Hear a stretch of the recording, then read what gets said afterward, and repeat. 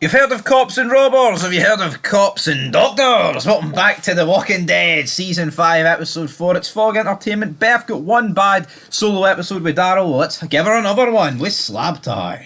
I don't know what they're doing with Beth, but they either put a lot of confidence in her for someone that isn't really a fan favourite. If you look at the core group, she's arguably the weakest member of the group, yet she seems to be the one that's getting these solo episodes. And I know she had one with Daryl, so it's not really a solo episode, but she had that one, which a lot of people consider it to be arguably the worst episode of The Walking Dead, or at least the worst episode up until that point.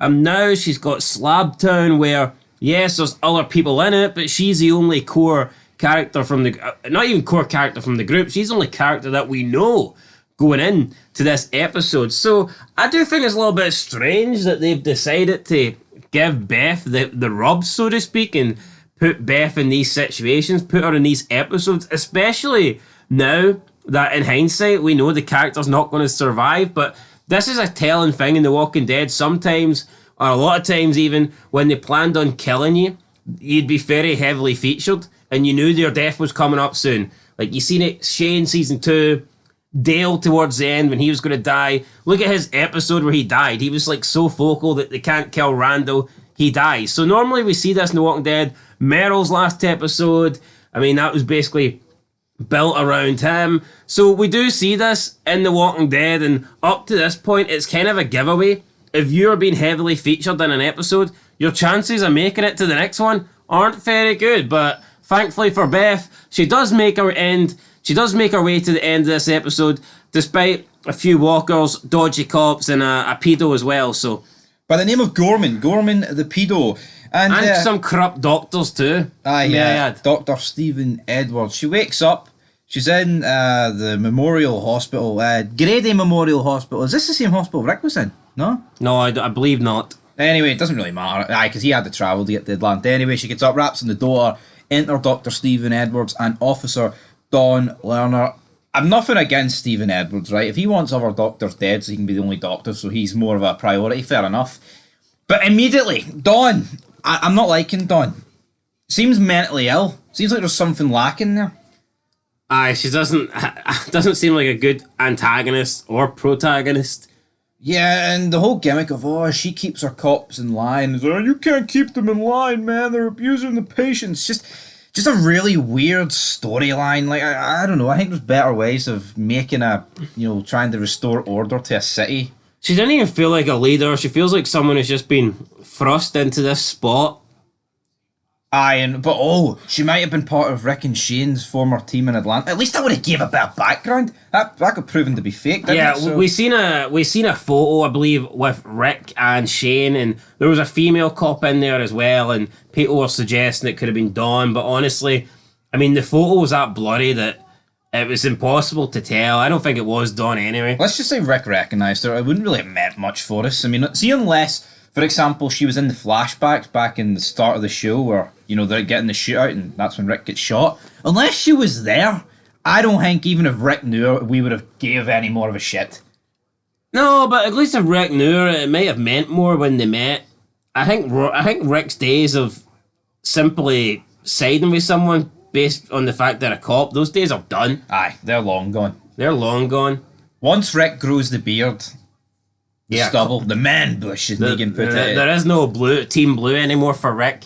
No, it's done. He's just on Team Red Machete. Team Red Machete. Talking of red, there's a lot of blood because a man has been found under a bridge. He jumped out a window or something. They bring him in. Dawn gets whispered in the ear. I don't know if what they were saying here, but then it's like, we've got to save this guy. So Dawn's got a weird way of going about this. She brings people in, she saves the people, but then you're not allowed to leave, or at least if you want to leave, you have to pay off your debt. So basically, you rack up, let's say, a payment.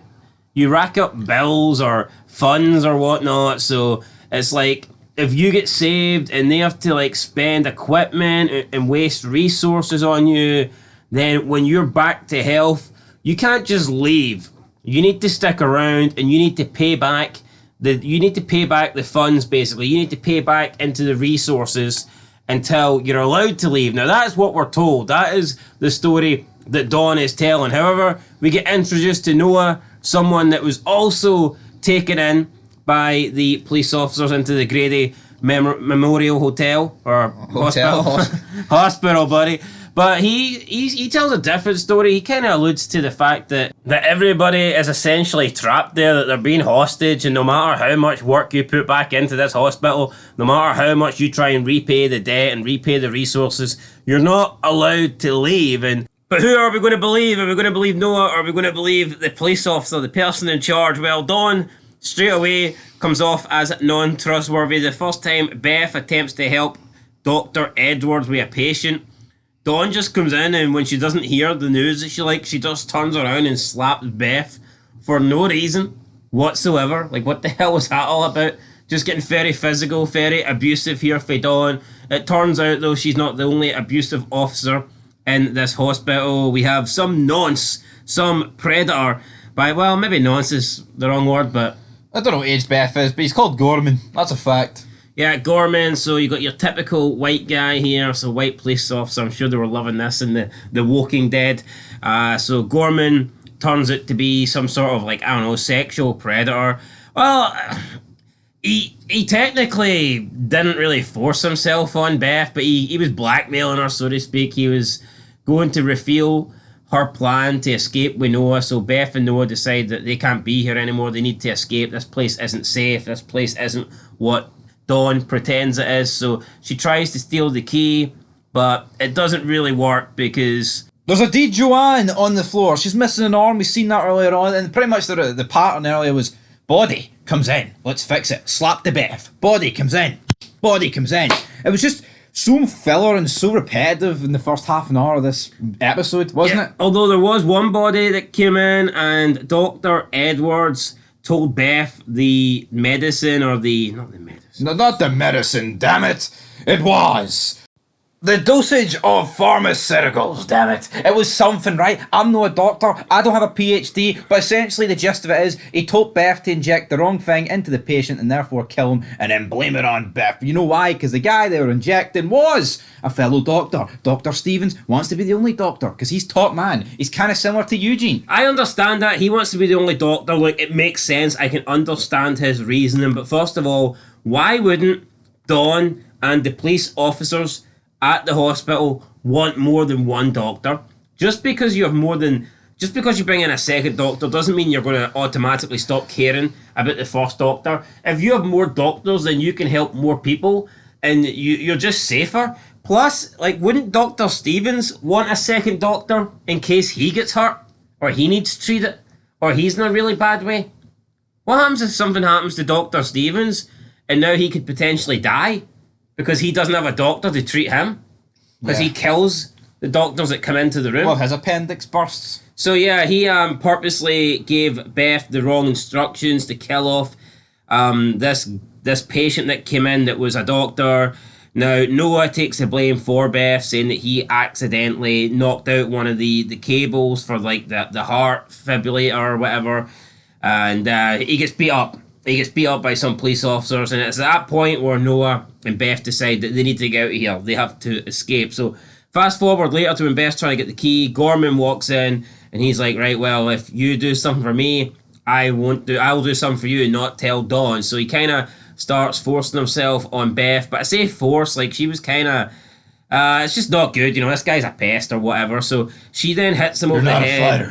She hits him over the head with, like, some sort of bowl or phase, and then it was actually a bottle of whiskey, big man. Bottle of whiskey. It was a glass object. He falls to the floor, perfectly in place for Joanne just to start taking chunks out of him. So Gorman's dying. Gorman's been bitten in the throat. Beth then quickly makes the escape. Dawn asks if she's okay, and she tells Dawn that Gorman's looking for you in your office. And of course, we hear shots, a shootout, and I don't know how Gorman laid on the floor with his throat ripped out in one walker with half an arm could potentially lead to more officers getting killed, but that's actually what we see. No, the problem is with this, though, right? Beth actually gives herself up. One, she made it so obvious, and two, if she doesn't point Dawn in the direction of this office, then maybe they don't come looking for Noah and Beth straight away. It's almost like she set it up to fail. By the time Dawn gets there, there's another police officer, another woman that's been killed, and it looks like her stomach's been eaten. I don't know how that can happen in that short space of time. But here we are. That's what happened. That's the gist of it. They're going down the elevator shaft. Noah falls. His leg is hurt, but he can limp. He's got a limp leg, damn it. Him and Beth then are fighting their way through. We see gunshots going off. It's in the dark. Boom. Then the doors open. And then it goes to The Walking Dead to C Nation. The graphics look absolutely horrendous. There's some like really bad filter on The Walking Dead for some reason. And I don't know why, but it's like some sort of really dull, dark, sort of like grey, maybe yellowish filter. It looks really cheap. No, here it looked really bad. It looks sci-fi. I don't know why. No, here it looked cheap. Incredibly cheap, man. It looked like a cent, $1. Now, we know Trev's Chan likes to say how The Walking Dead's far superior to The Last of Us, but see when you compare The Last of Us, like, scenery-wise to The Walking Dead... Production's so much better. I mean, we're talking a different level here. But yeah, The Walking Dead sometimes is really bad when it comes to that. Anyway, Noah manages to escape. Beth, unfortunately, does not. And then she gets taken back to the hospital, and she basically tells Dr. Stevens, look, I know what you done. Do you think Noah did her dirty here? He fucking ran off. Well, he limped off with his leg. He limped off, but I'm not saying if he helped her, they both could have got out. Maybe both of them would have got captured, but... So now Beth's back in the hospital, and the only guy that we fought in the hospital that was good, turns out he's not really good because he's willing to kill people. Although I still don't think I would say Dr. Stevens is a bad guy or a horrible... Well, he's pretty... I would say he's an evil guy. I'd say he's probably more of a coward. Selfish. Yeah. That he's... I mean, he does want to help people, but he's also willing to essentially not help people. He tried to act the big man with Gorman, and Gorman wasn't buying it. He's like, you've got me to go through. Fuck off. I'm not buying that. You're not a fighter either, Dr. Edwards. Dr. Stevie.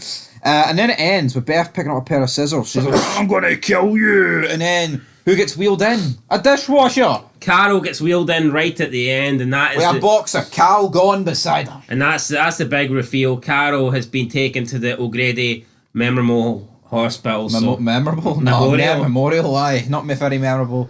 Again, it's another Beth episode. I don't think it was as bad as Still, because I think there was just a bit more going on. But I'm not going to sit here and pretend this was great. I think after the first 3 episodes of this season, which I think have been pretty decent. I think they should have made the Hunter stuff last longer. I think it's incredible in the first half of season 5 how you go through 2 groups of antagonists, but in the back end of season 4, there's nothing. Well, there's Joe. Alright, there's Joe, but Joe's not an antagonist to what these people are. Joe is an antagonist for like 8 minutes. Well, that is what it is. I think the Hunters could have lasted a little bit longer.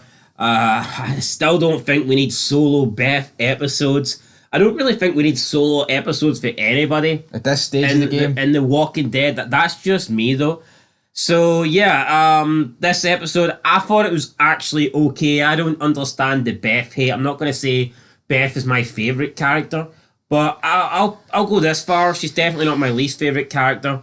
I think she's a believable character. I don't think there's many characters in this role who could have made me go, this episode was like an 8. No, I just think that Beth's a believable character, and I prefer realism. And for me, we haven't seen Beth turn into this super heroine that can, kill all the bad guys and basically, fucking shoot down 10 million walkers. I'm going to slam down. I'll give it a 5. I'm going to slam down a 5 on the Slabtown table. See, when you consider it's a Beth-only episode, you can't really do much better than this.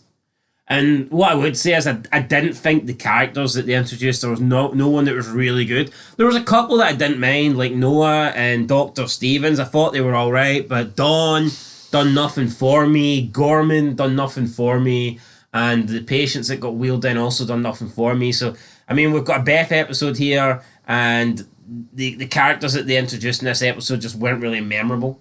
No. So, yeah, that's it, guys. A 5 out of 10. Not a bad episode by any means, but not great, and I mean definitely a level below what we've seen so far in season 5. So yeah, after a good start, after 3 solid episodes, this one is quite a bit. It's a noticeable drop in quality there. Yeah. Wasn't awesome, but still better than your average show, there. You know what I'm saying there. 8 out of 10, no 5. 5 out of 10, guys. Till next time. Peace.